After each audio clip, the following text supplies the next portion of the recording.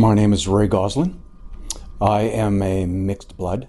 I am from Muscopetang Saulteaux Nation.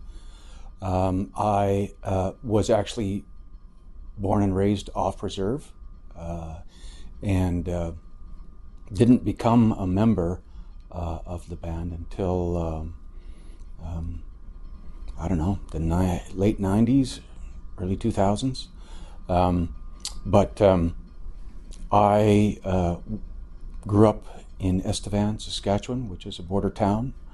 Was born there, went to school, went to university at the University of Saskatchewan, and finished my degrees at Dalhousie University in Halifax.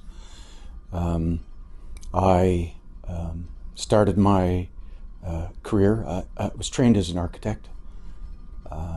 Started my career in Saskatoon, and lived there for about 4 years, and then moved to Regina, partly because my wife got a job in Regina, and we've been here ever since. I have 3 children.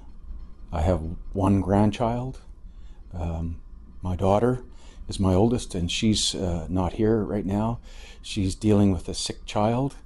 We're very fortunate because we have a daycare in our building, and so my granddaughter goes to the daycare here, but it's cold and flu season, so kids get sick all the time and stuff like that. So she's regrets that she can't be here, but anyway, it's a good start. My name is Ray Gosselin, so R-A-Y, and Gosselin is G-O-S-S-E-L-I-N. What do I value most about what I do? Well, I think that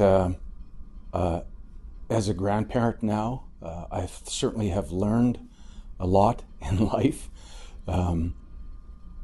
As a intergenerational residential school survivor, I went through a pretty rough life. We had to deal with alcoholism in the family. Certainly value the fact that I grew up with Indian and Métis people, that being my grandparents. I certainly value my parents and my ancestors and where I came from, and learning about the history of my predecessors. Value that very much. I think that as we get older, we certainly are better able to reflect on the things that are of more value to us.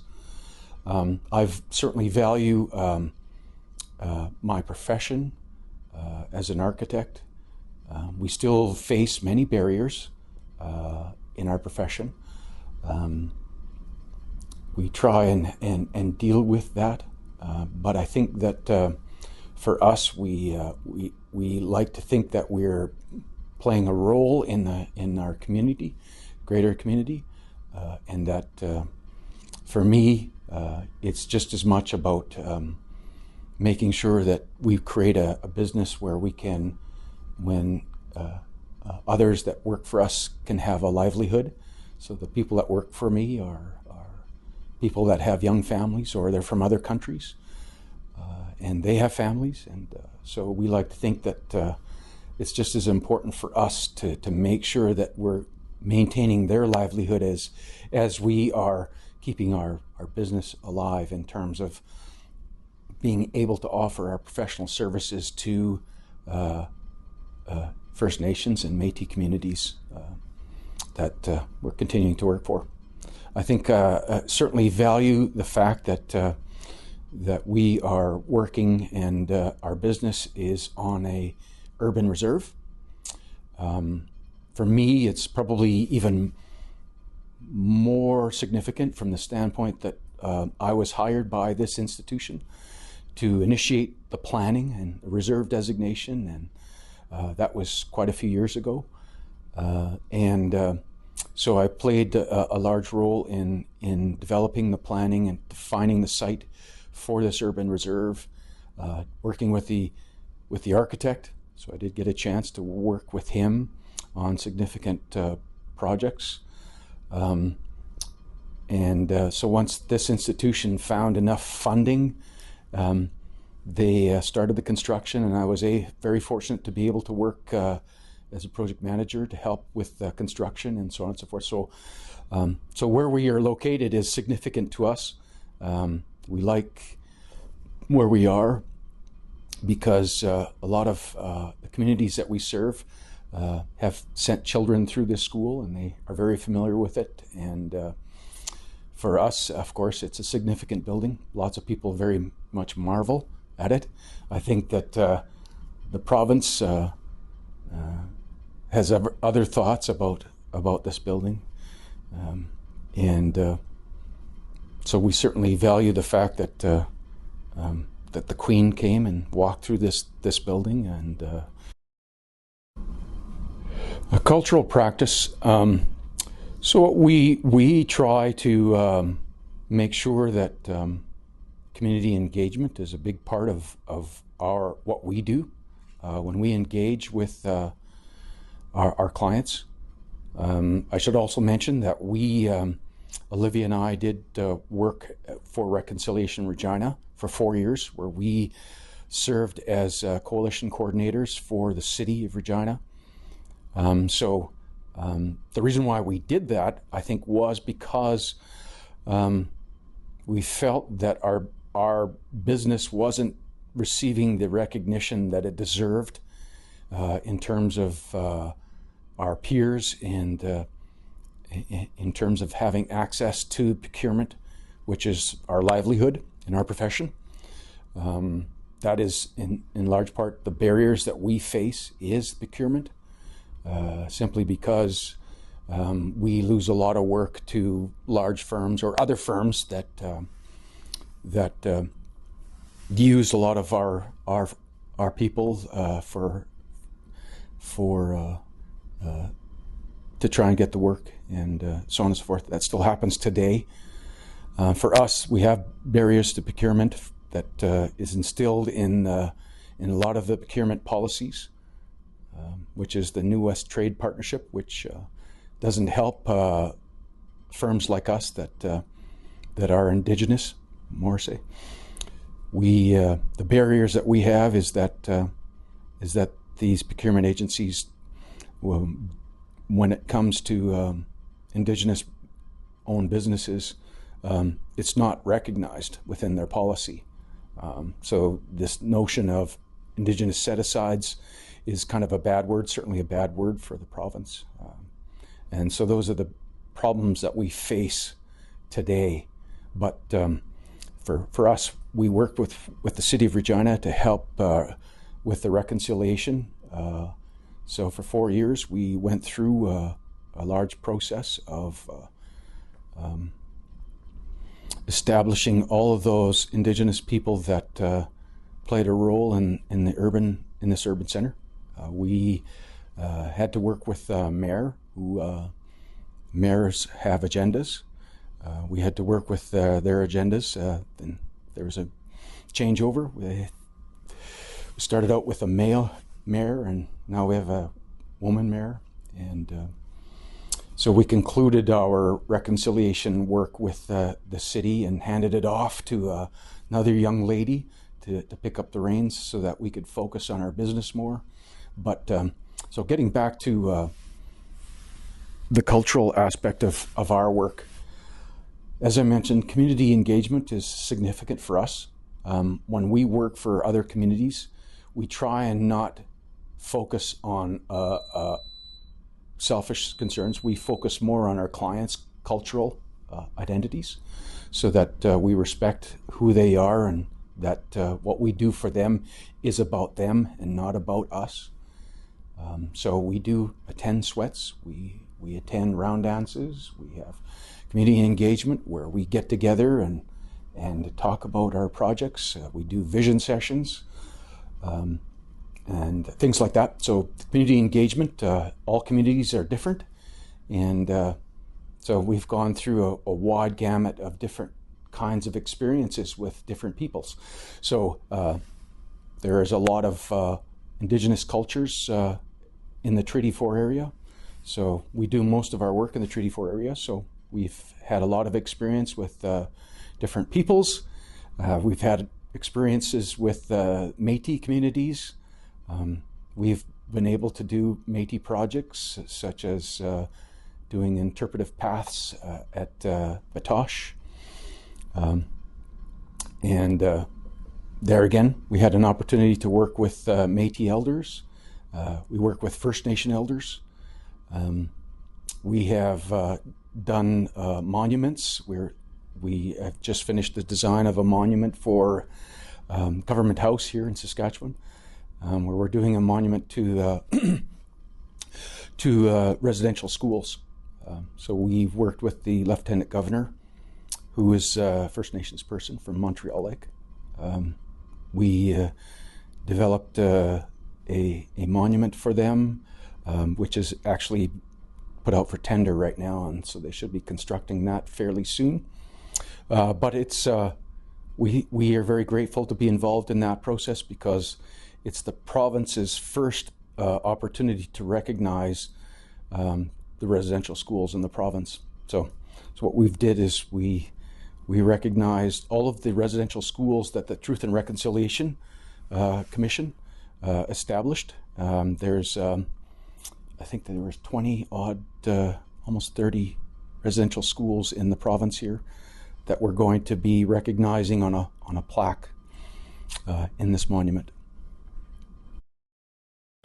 Well, I think that for us it's about respecting cultural practices because communities are multi-denominational, especially in urban environments.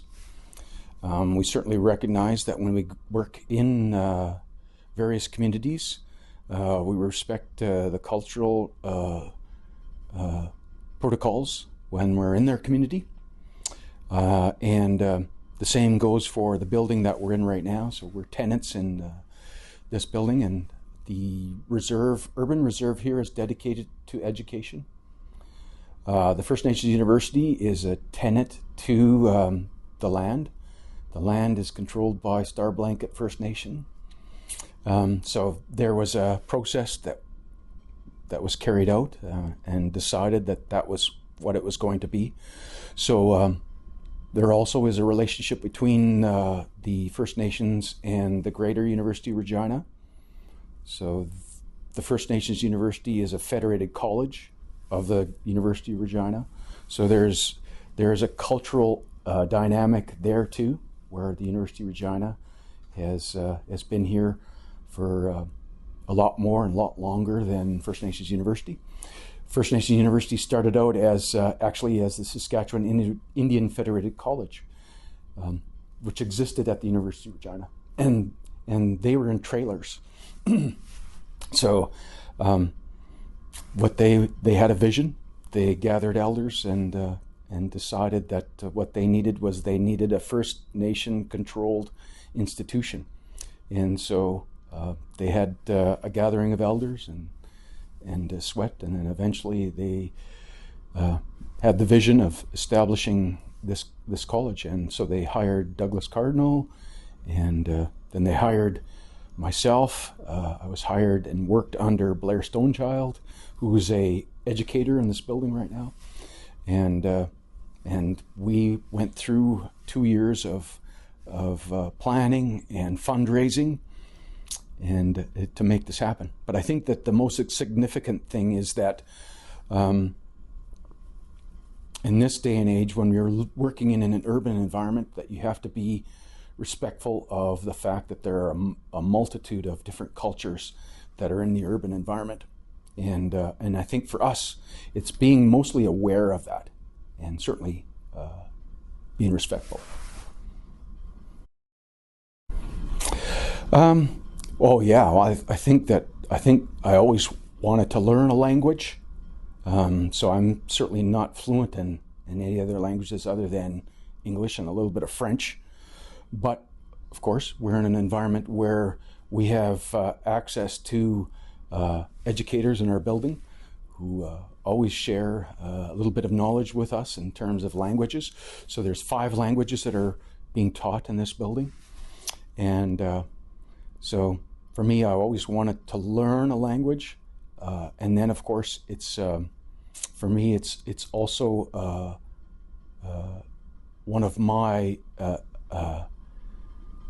joys is to learn about the history of other cultures and so on and so forth. So I think that when I became informed with the American Indian Council of Architects and Engineers, it was being able to get that awareness of that there's a whole other world out there. You know, the American government recognizes 600 plus American tribes, and that there actually are tribes that are not recognized by the government, and that our ancestors came from there.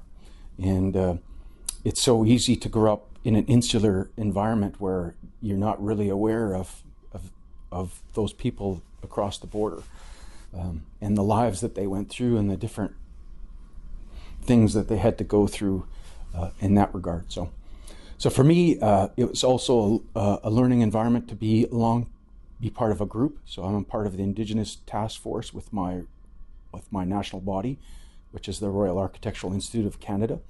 So we have Indigenous architects from across the country that have banded together, and so we have done some successful things. We did an exhibition and represented Canada internationally at an exhibit in Italy. And so we had filmmakers come from Toronto to film each of us individually, and then we put on an exhibit and represented Canada. This was in 2018.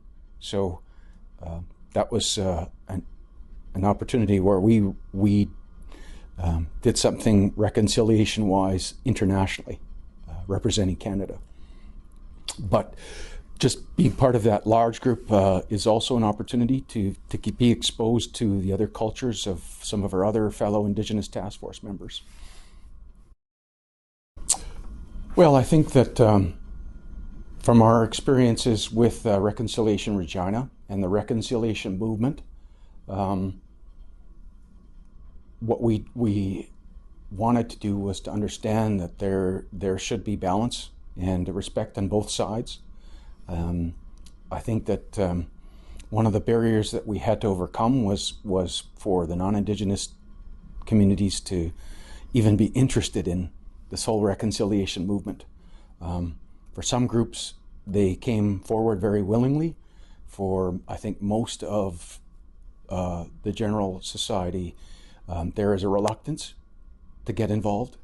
I think that for them, it's largely insular and not really understanding that some of us had to go through as Indigenous people, and the fact that we have to work twice as hard, I think, to get where we are and stuff like that. But I think that just that balance and understanding on both sides is certainly important for reconciliation to work, for Indigenous people to become part of society or to exist in a more healthy and balanced way in our country or countries in North America. But I think that there is certainly value in making sure that there is that understanding from that aspect. I think that my concern, of course, is the fact that a lot of the political entities, Indigenous political entities, have more of a motivation to get behind businesses and rather than getting behind people. And so for us, of course, in our profession, we are about providing services to help and make communities better for people and not just businesses per se. That's one of the biggest challenges, I guess, we have, is that sooner or later, as there are a lot of people that move off reserves into urban centers, we have First Nations who are buying land in urban centers, and of course, one of the big barriers for them, of course, is developing that land. It requires them to work with urban centers and municipalities to be able to achieve success in developing their land. We're working with some communities, the First Nation communities, that are at the forefront of doing that. And I think that in so doing, there is an opportunity for a lot of our clients who want to integrate with urban centers for the development of their communities. So we're very grateful to play a role in that. We know that there's one opportunity for us where First Nation has land in very close to where we are right now. It was an old research farm that the PFRA owned. This First Nation purchased it with the intention of developing it. The advantage there is it's land that's close to 3, potentially 4 post-secondary institutions where there's tremendous opportunity to provide better housing for students, which the greater university here prefers to be more generic with their housing rather than provide housing just for Indigenous people. That's one example. But the important thing, I think, is that reconciliation is happening in that aspect where, there's probably 10 or 12 First Nations that own land now in and around the urban centers, and they all want to play a role. And hopefully we'll be able to have that opportunity to play a part in that reconciliative process. Well, I think that going forward, I think it's important for people to be able to enjoy their lives, to have opportunities that the greater community has to offer, being able to support and care for their families and children and grandchildren requires that there are opportunities for everyone to play a role in things. I think that for us being here at First Nations University, I think that the other advantage that we have is that a lot of First Nation communities choose this place here to put on their events. So we're certainly very close to that opportunity of seeing how Indigenous and non-Indigenous groups are looking to reach out to the Indigenous community by putting on events here. And so for us, having an opportunity to witness that, even better if we can be involved in some way, shape, or form. We were very grateful too to be able to help the university here with their daycare. So we built a 90-child daycare facility on the main floor in this building, and it was kind of innovative, I think, for them because it's a test case to show how important daycares are to institutions for Indigenous people, because and now they're using that model for some of their other colleges. So this institution has 3 different branches, one in Saskatoon, one in Prince Albert. So they're going to integrate daycares in those institutions too. They're seeing positive aspects. So, but we were very fortunate to be part of that. So the interesting thing about the daycare is that it also is an opportunity for people who are non-Indigenous to have access to the culture. So all of the teachers and instructors in the daycare give these children exposure to Indigenous culture, which I think is wonderful. So my granddaughter, who's never had that exposure, will get that exposure because they have Indigenous people working in the daycare, and they're reading stories by them, and all of the toys and the atmosphere inside the daycare is Indigenous. So it gives these kids an opportunity to think that that's normal, right? Because when I was growing up, that certainly was not accepted in any of the schools, stuff like that. So I think that we're very grateful right now to be involved in some of the projects that we're involved with. We are also, we appreciate the journey that we're on. We wish that things were better at times, that we had more opportunity at procurement, for example. One of our dreams is to design a school. We've never had that opportunity, even though I've worked in post-secondary environments for most of my career. I spent 10 years in post-secondary facility management, and so even now we're in a post-secondary building. So the challenge we've had is we've never been able to design a school yet. We're doing 3 school repairs on three reserve schools. We're not giving up hope on that. Our hope is that sooner or later we would like very much to be able to lobby First Nation groups about the value of us Indigenous architects and how we can contribute to communities. That isn't quite done yet as well as it's being done in the U.S. right now. So in the U.S., this council that I mentioned, they lobby the Bureau of Indian Affairs, and they were successful because they incorporated themselves into the evaluation process, such that anyone that is submitting proposals to do work on any of the recognized 600 tribes in the U.S., they got more points if they hired any of the members of the council to work on their projects. On the Canada side, that hasn't happened yet. We're hoping that someday that happens. We'd like our Indigenous Task Force to unite someday to be able to lobby our federal government to do the same, so that there's more incentive for procurement agencies to hire us instead of using us as tokens to get work.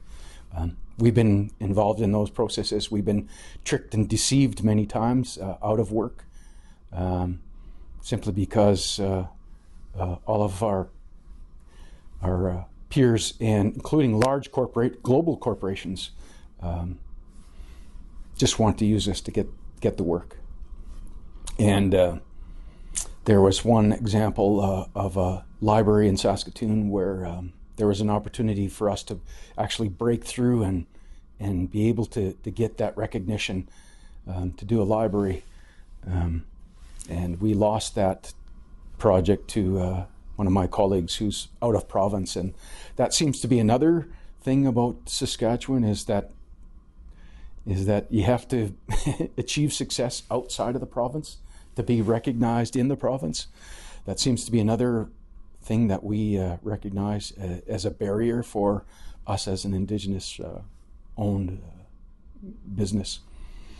The only other thing that I would say is that hopefully someday that there's a full integration of Indigenous and non-Indigenous people in everyday lives, no matter where you go. That there's a little bit more harmony than there is now. I think that's certainly the ultimate goal. For us, of course, it's staying in touch with elders. We stay in touch with the elders that work here, and we recognize that elders are so important in our lives. For me, my parents are aging, and I make an effort to spend more time, as much time as I possibly can with them, because their time on the earth is almost at an end. I think that for me, my introduction to Indigenous culture was with Douglas Cardinal. So he hired me, and being able to have that opportunity to work and that admire his work. I think that he was an example of someone who had to go outside of the country to get his education and to be recognized. And he did very well at what he did, and he was very successful at getting a nationally recognized project in Ottawa, which is the National Museum, or the Museum of History, right?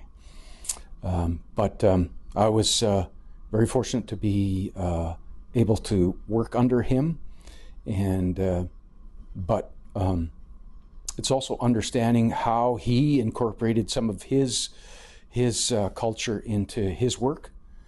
So for me, I try and utilize that in some of my work. So the notion of the circular geometry that this building is premised on is something that is very dear to me. It's an inherent beauty that we would like to incorporate into a lot more of our projects, if at all possible. We know that that's certainly is a barrier too, because there still are communities that are still hung up on the non-Indigenous ideas of and we have to respect that there are communities that are Christian, right?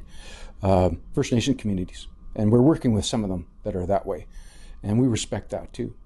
Where we tried to get them to reintroduce their more traditional ways, and it wasn't met very well. But we respect that too. That there are communities that are Christian. I know that my parents are Christian too, and so I have to go to church with them every once in a while, and out of respect. I'm not a Christian person myself, but I believe in the Great Spirit, and I am spiritual to a certain extent. Certainly do pray regularly. It's nice to be able to have an opportunity to go to sweats and to go to pipe ceremonies. So we're very grateful to have that opportunity on a regular basis. Attended many pipe ceremonies and participated in quite a few sweats. I even was very fortunate to witness a Sundance. So having that exposure to some of that culture is something I'm certainly very grateful about. So for me, my culture is really limited to the history of where I come from, the understanding that our family was part of Sitting Bull's tribe that came up from the U.S. and settled in various parts of the province here and split up into different groups. And one group happened to go to Standing Buffalo, and that's where our family originated from. So we don't, I was raised not without those traditions and things like that. And it wasn't until I got my architecture degree where I started working with Indigenous groups where I was reintroduced to that culture, and so on and so forth. So we had Dakota elders that worked here at First Nations University. That was my first exposure to where I came from. And then being able to go to the U.S. side and meet with Indigenous people from the U.S. side as well. So,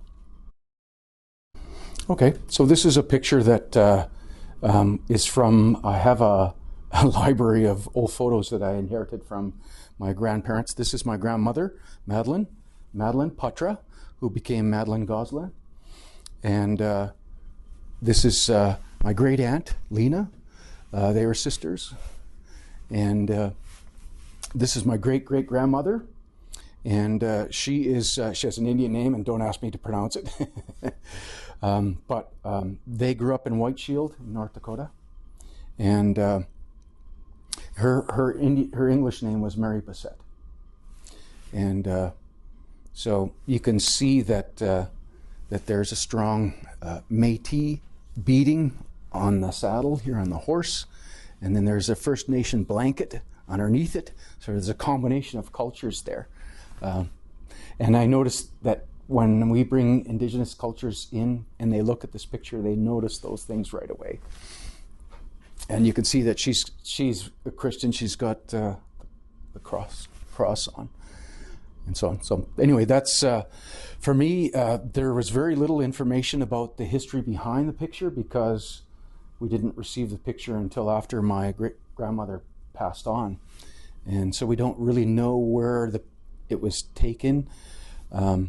However, and the other thing I didn't mention too is that I have relatives that a relative that's an architect on the U.S. side, Danby Deegan. Danby Deegan was one of the very first American Indian architects in the U.S., and they were relatives, and we're relatives. Denby passed away about 2 years ago, but I think Denby also faced a lot of the barriers that I'm facing right now. He didn't do a lot of architectural work. He started his career working for a non-Indigenous architect in St. Paul, Minneapolis, and then moved back to his around White Shield, and that's where he lived out the rest of his life. But yeah, so that's this is. So we're hoping to get it framed someday. We just have it on canvas, but we like the way that it kind of brings some history to our business and to something for people to notice. For me, it's kind of showing where I came from, so it's a reminder to me of where I come from when I'm doing my day-to-day work.